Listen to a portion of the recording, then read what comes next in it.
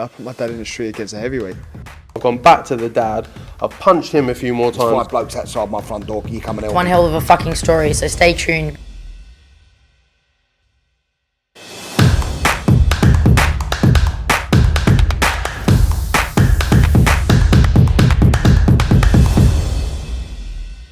KUGAN CASSIUS IFL TV, proudly sponsored by Everlast. We're in Newcastle here.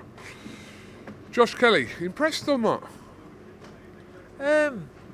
It boxed well, but considering his level of talent and the level of Bastida, I thought it could have done better.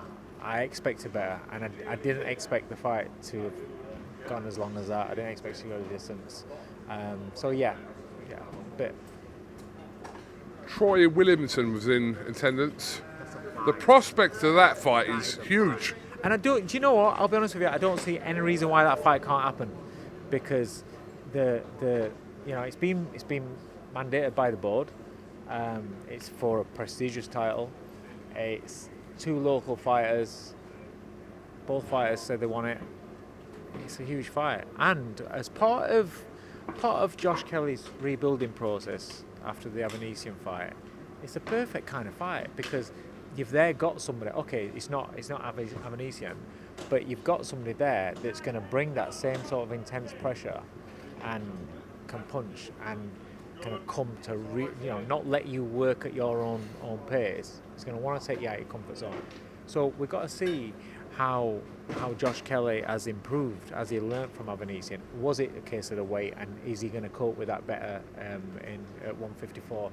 So I think Troy Williamson answers those questions for Josh, because one way or the other, you're going to get that kind of fight. Is Josh Kelly too sharp early doors and cashes with Troy with a shot that he doesn't see on the way in? It could be. It's one of those fights. I genuinely wouldn't know I wouldn't know a strong pick to make for that fight. It's weird because about 3 years ago we were always talking about Josh Kelly and CONOR BENN.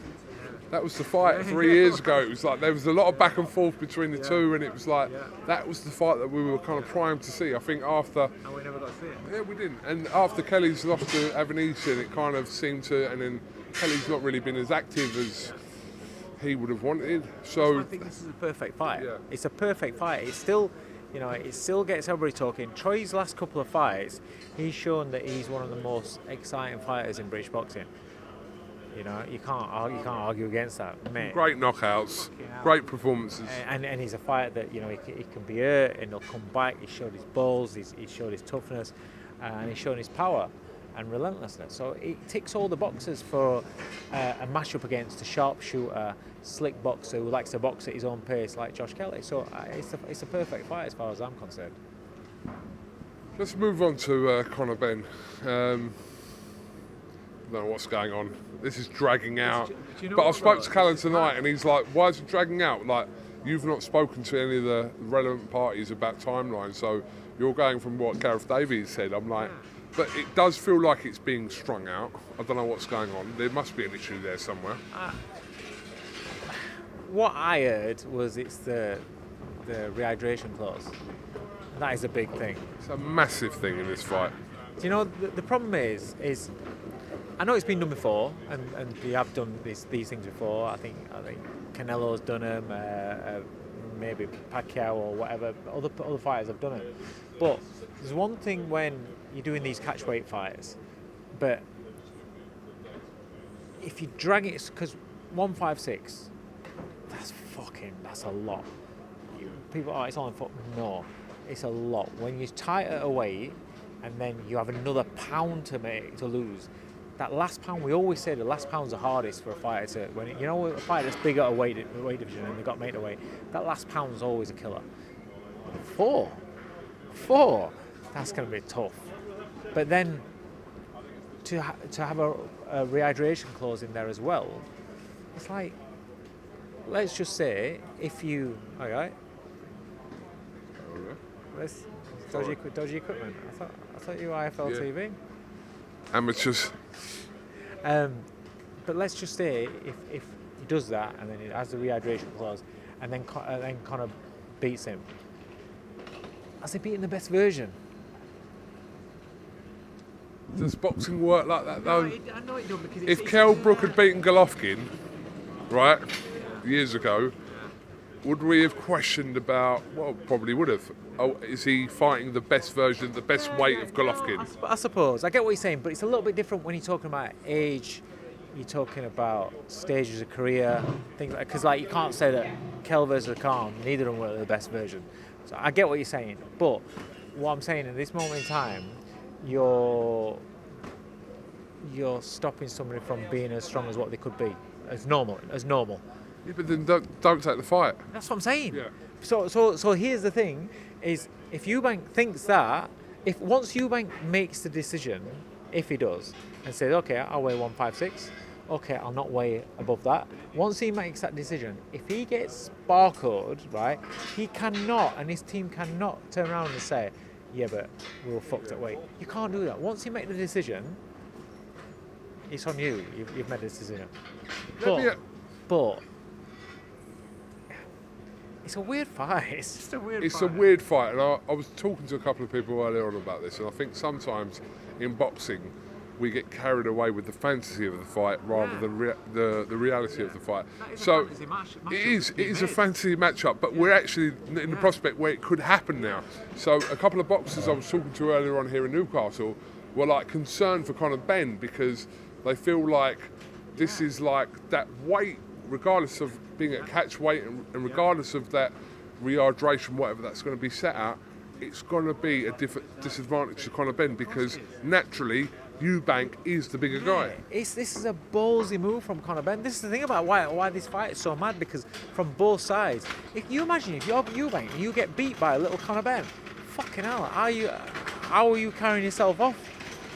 But for Conor, he is a lot smaller, and to go up and to because we know that the thing is, Conor's got the power, but EUBANK's got a granite chin. So what happens if when he's landing these bombs and they're just bouncing off of EUBANK? And also EUBANK's strong, and we know that.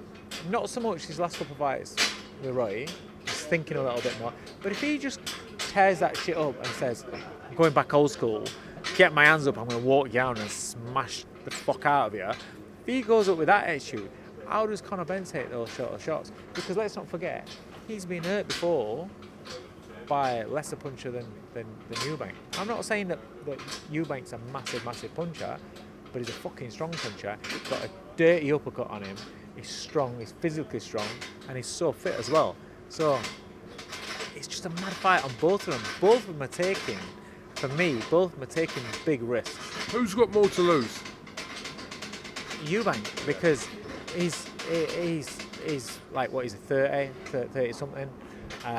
He's talking chasing about a world title fights, and if he was to get beat by a guy that is a welterweight, then it's bad for him. And then more than just a backward step. But then you can't turn around and say, oh yeah, but I made that weight, because you chose to do it, and that's how people are.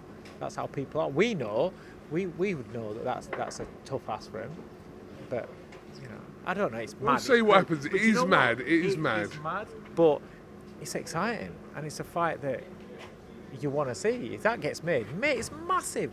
Imagine the dads getting involved. I know.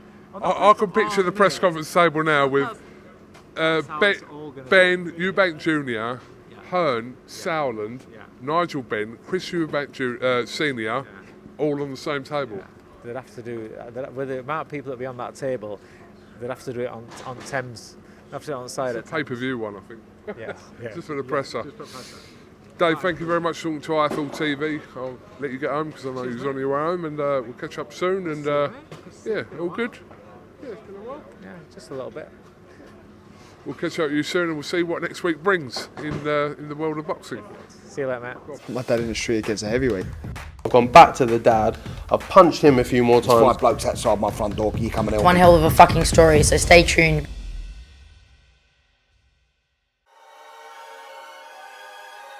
Welcome, Team Everlast, to the Team Everlast Fitness app.